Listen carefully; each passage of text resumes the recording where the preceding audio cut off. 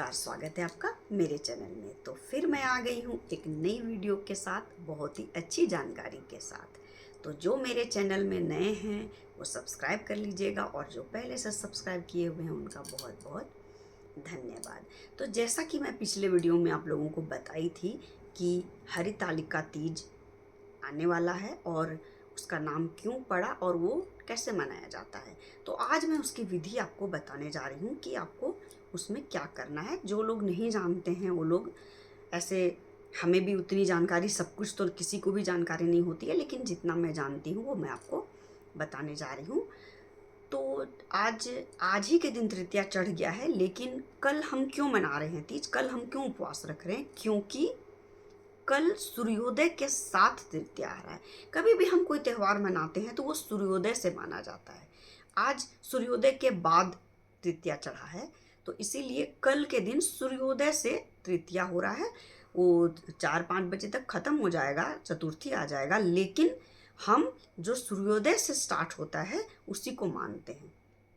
इसीलिए कल उपवास कल रखना है। तो जैसा कि मैंने कहा था, आप सारी तैयारी आज कर लिए होंगे, हाथों में मेहंदी लगा लिए होंगे, क्या पहनना है क्या नहीं सब कुछ कर लिए होंगे। अब हमें कल व्रत करना है, उसमें कैसे क्या करना है।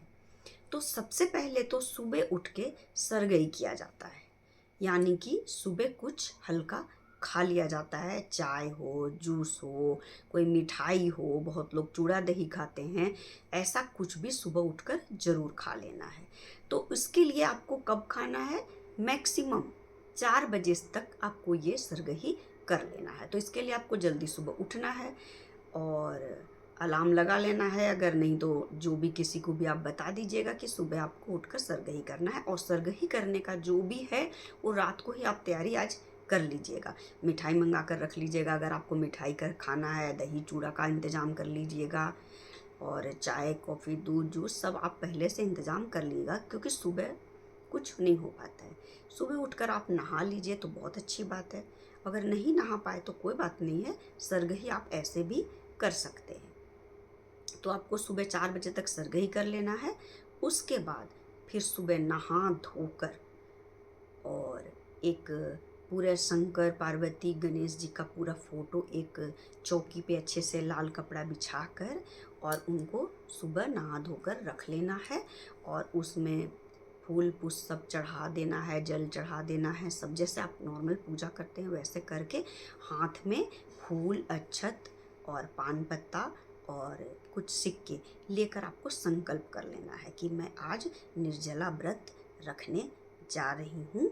आज का मैं तीज का व्रत मैं रखने जा रही हूँ। ये संकल्प सुबह आपको इतना करके रख लेना है बस। उसके बाद आप दिन भर उपवास कीजिए। उसके बाद इसमें पिड़किया भी बनता है, अगर आप नहीं बना पाएँ तो फल फूल तैयारी आप कर लिए होंगे। पूजा की सामग्री आपको पता होगा क्या करते हैं, नहीं पता है तो आप पंडित जी से पूछ लीजिएगा। ऐसे तो पहले ज़माने में जब मेरी मम्मी लोग करती थी तो पूरे मोहल्ला के लोग एक ही जगह करते थे, पंडित जी आते थे और पूजा करवाते थे, सब मिलजुल कर करते थे। ये व्रत ऐसा होता है कि अगर आप 2-4 मिल कर करें, क्योंकि ये सुहाग का व्रत है और सब मिल कर करते हैं तो अच्छा लगता है। लेकिन अब आजकल वैसा नहीं होता है, तो आप अपने घर में भी कर सकते हैं। तो पूजा की सामग्री सब आप तैयार कर लीजिएगा, और आप पिड़किया बना लीजिएगा। अगर नहीं बनाए तो आप फल फूल सब तैयार कर लीजिएगा। पान पत्ता, पुष्प, दूध, दही, शहद और सब आप मंगवा कर रख लीजिएगा। मिठाई मंगवा लीजिएगा, प्रसाद जो बनाए हैं वो रख लीजिएगा। और आपको शाम में ही हमेशा इसकी पूजा होती है, दिन में दोपहर में पूजा नहीं होती है। 4 बजे के बाद ही ये पूजा होती है, तो आपको 4 बजे के बाद ही पूजा करना है।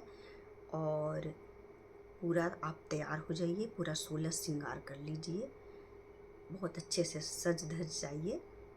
और इस दिन आप तो एक फ़ोटो रख लिए हैं सुबह, वहीं पर आपको क्या करना है कि बालू का, रेत का या मिट्टी का आपको आज पार्थिव शिवलिंग की पूजा करनी है। आज फ़ोटो में नहीं करना है शाम को, तो आप उसमें बना लीजिए, या अगर आप पंडित जी बुलाकर पूजा करवाते हैं तो बहुत अच्छी बात है, पंडित जी फिर अपने नियम से पूजा करवा देते हैं। और नहीं आप खुद करना चाहती हैं तो आप उसका बना लीजिए, और आप जल, दूध, दही, घी और शहद सबसे उनका अभिषेक कीजिए। फूल, पत्ते, बेलपत्र शिव शंकर भगवान को जरूर चढ़ाना है। और सब आप फूल, अक्षत, हल्दी, कुमकुम, सिंदूर सब माता को चढ़ाइए, शंकर भगवान को चढ़ाइए और गणपति जी को भी चढ़ाइए। और फिर प्रसाद चढ़ाइए। और कथा सुनना बहुत ज़रूरी है। इसमें आप अगर अकेले कर रहे हैं तो खुद से किताब पढ़ लीजिए, नहीं तो आपके घर में कोई है तो वो आपको पढ़कर सुना देगा। अगर आपके पंडित जी नहीं आए हैं, पंडित जी अगर होते हैं तो वो सुना देते हैं। अगर आप सब मिलकर महिलाएं कर रही हैं तो वहाँ कोई एक कथा सुनता है, सब लोग सुन लेते हैं।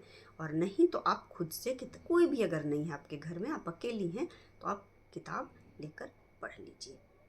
जब आप कथा सुन रहे हैं तो हाथ में अक्षत, फूल, पान पत्ता और एक सिक्का भी रख लीजिए और हाथ जोड़कर वो कथा सुन लीजिए। उसके बाद आरती कीजिए। और आपको सारे जैसा कि कल मैं बताई थी, सारे श्रृंगार की वस्तुएं सब कुछ आपको माता पार्वती को अर्पित करना है। सब कुछ माता को। इसमें आपको जो शादी में आपको जो सिंदूरा मिला था, जिसमें सिंदूरदान जो मिला था, उस सिंदूर से माता पार्वती को सिंदूर लगाकर अपने मांग में लगाना है। और ये होता है बहुत ही कठिन व्रत है, ये निर्जला व्रत है ये। लेकिन जो महिलाएं बीमार हैं वो नहीं कर पाती हैं व्रत, तो ऐसा नहीं है कि आप कुछ नहीं खा पी सकती हैं। आप फल, फूल, जूस, शरबत, चाय पीकर भी ये व्रत कर सकती हैं। क्योंकि अगर शरीर ठीक नहीं है तो कोई भी भगवान ऐसा नहीं बोलते हैं कि आप अपने जान को लेकर, जान गंवा कर व्रत करो, ऐसा नहीं है। जितना शक्ति है उतना ही आपको करना है। अगर निर्जला आप कर सकती हैं तो कीजिए, नहीं तो आप चाय, शरबत, पानी पीकर कर सकते हैं। और ज़्यादा ख़राब है तबीयत तो आप फल भी खा सकती हैं एक टाइम। ऐसा करके भी आप व्रत रख सकती हैं। और उसके बाद आप आरती कर लीजिए और एक अखंड दीप आप जो जलाइएगा सुबह, जब आप पूजा संकल्प लिए थे तभी एक अखंड दीप जला दीजिए। वो जलता रहेगा और सारी रात जलेगा। आप ये ध्यान रखिएगा कि वो सारी रात जलेगा। उसके बाद रात में ऐसे तो सोया नहीं जाता है। पहले तो वही तो मैं बताई, पहले सभी मोहल्ला के लोग मिलकर व्रत करते थे तो गीत गाते थे और रात भर जागरण करते थे। लेकिन अगर अभी ऐसा संभव नहीं है, आप कोशिश कीजिएगा नहीं सोएं। लेकिन अगर आप सो जाते हैं तो कोई बात नहीं है, लेकिन आप जो बिस्तर पे डेली सोते हैं उस पर मत सोइएगा। नीचे साफ़ सुथरा बिस्तर बिछाकर आप सो सकते हैं। उसके बाद सुबह जब पारण का टाइम है तो आप पारण सुबह, परसों जब मुहूर्त होगा तो आप पारण कर सकते हैं। तो जो भी मेरे को जानकारी थी मैं बताई, इस विधि से आपको पूजा करना है। तो चलिए सब महिलाओं को और सभी कन्याओं को हैप्पी तीज। और मैं ये भी बताना चाह रही थी कि इससे क्या होता है, इस व्रत को करने से क्या होता है। इस व्रत को करने से आपके घर में सुख, संपत्ति, समृद्धि सब कुछ आता है। क्योंकि ये माता पार्वती की भी हम पूजा कर रहे हैं, इसमें गणपति जी की भी हम पूजा कर रहे हैं और शंकर भगवान की भी पूजा कर रहे हैं। तो हमें सब कुछ मिलता है और दाम्पत्य जीवन बहुत अच्छा रहता है। और जो कन्याएं की विवाह नहीं हो रहा है, वो अगर कन्या ये व्रत को करती हैं तो उनका जल्दी ही विवाह होता है और अपने मन के हिसाब से उनका विवाह होता है। जैसा पति वो चाहती हैं वैसा पति मिलता है और जल्द से जल्द उनका विवाह हो जाता है और दाम्पत्य जीवन अच्छे से बीतता है। तो इसलिए इस व्रत को सभी महिलाओं को करना चाहिए। तो सभी महिलाओं को हैप्पी तीज और मिलते हैं अगले वीडियो में। आज के लिए इतना ही। धन्यवाद।